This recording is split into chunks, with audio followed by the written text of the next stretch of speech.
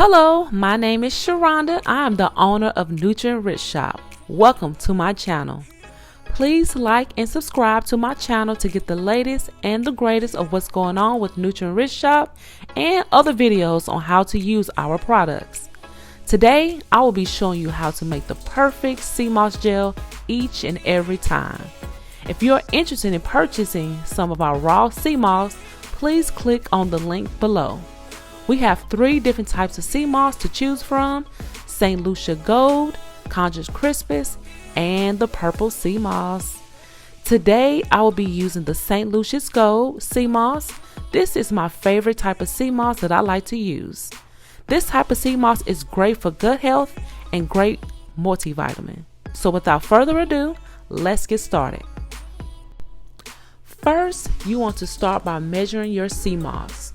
This part is crucial if you want to make the most creamy, smooth sea moss gel.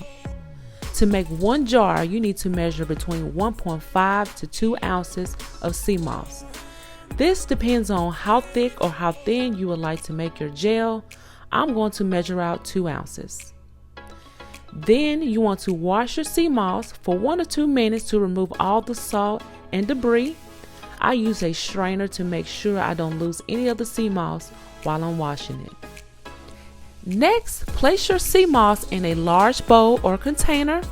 Pour spring water or alkaline water over your sea moss, completely submerging it underwater. You want to make sure you add a lot of water so your sea moss will be well hydrated. You may cut up some limes and add it to the water if you would like. The limes actually helps to clean the sea moss more thoroughly. Cover it and put it in the refrigerator. You want to make sure you soak your sea moss for at least 16 to 24 hours. When you take it out of the refrigerator, you will notice it has expanded to twice its size. That means your sea moss is well hydrated. I like to rinse my sea moss again with some spring water to get all remaining debris that could be left after soaking. Now bring 2 cups of water to a boil.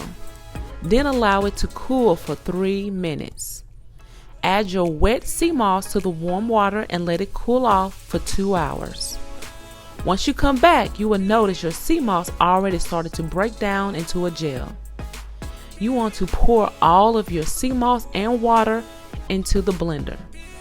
If you would like to add an herb, this is where you will add it. You want to blend for 2 to 3 minutes until you get a nice smooth consistency.